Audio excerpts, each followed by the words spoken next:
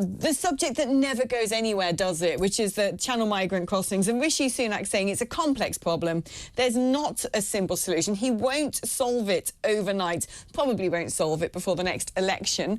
As we learn that it's going to be continuing to cost British taxpayers £5 billion a year in putting these people who are coming into the country illegally up in hotels. Now, it's interesting, actually, to also see that town hall deficits, that's what local authorities need in order to plug their gaps and keep our public services running. Well, their deficit is £5 million a year alone, and government borrowing has actually gone down by almost a similar figure. It's about £4 billion a year.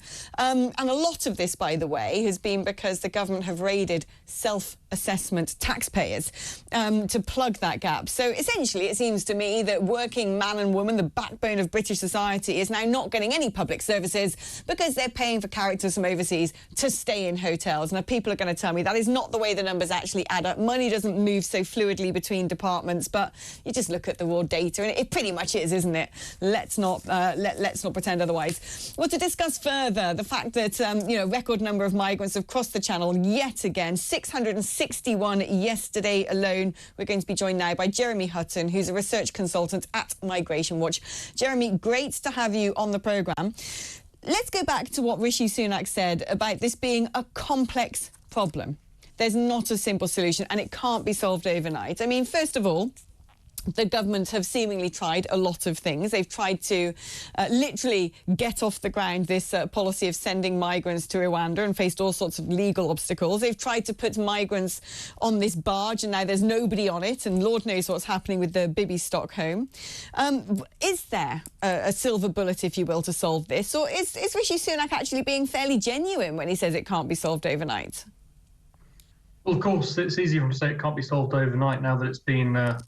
6, 7, 8, 9, 10 months or so since he said that he will stop the boats, and of course has made very little progress towards that.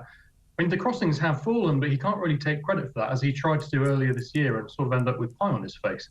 As for there being a silver bullet, some people do think the Rwanda scheme might be that silver bullet if you can illustrate that you can send enough asylum seekers to Rwanda to show the others that it's just not worth paying, £3,000 or £4,000 to cross the Channel illegally in quite a dangerous boat, as it was recently shown, then the hope is that will prove enough of a deterrent. I mean, if the idea of sending people to Rwanda, where we can only send 500 people, we've got a backlog of about 150,000 at least, if the idea that this, because it would make headlines, would be a significant enough deterrent, surely the argument is that turning back just one boat would do the same.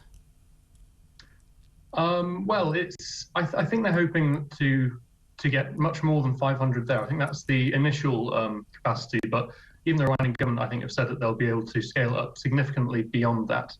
I think the problem is now in that there might have been an initial period at which there was a deterrent effect simply of the Rwanda plan, but that's clearly worn off entirely, because now a lot of asylum seekers would be thinking, well, the British government are saying they're going to do this, but they're not actually doing it. They're not, they're talking the talk, they're not walking the walk.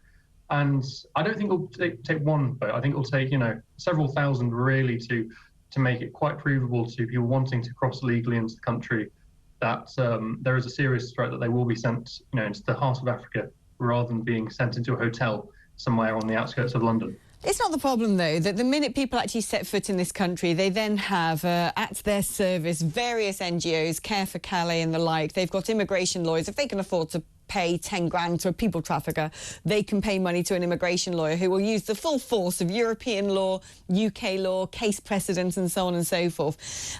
And already the government are then facing constant legal challenges. The best way to deal with this is before people actually get here. We've tried giving France money. They're not doing anything. Seemingly Belgium seems to be able to stop boats. Is not the best way of the government dealing with this to actually stop the flow of people before they actually hit terra firma in Britain? Ideally, yes. It's just not really very easy because, of course, the Australian experiment of doing things like pushbacks simply isn't possible in the Channel because it's so narrow. There's no international waters. It's British and French waters, line to line, as it were. And then there's not really much they can do about them in France themselves unless the French authorities actually do what they're promising to do. I mean, there was always a worry this month that the French police wouldn't stop as many because I think a lot of them are on holiday or on strike or something like that. But the Belgian example does make everyone think, well, maybe the French aren't really giving it their all. And it is in their interests to try harder, because as long as these people are successfully crossing, they have an incentive to come into France in the first place. I mean, that was the Belgium argument, wasn't it? That we don't want to be like France because it's actually going to be a magnet to drawing people through our own country.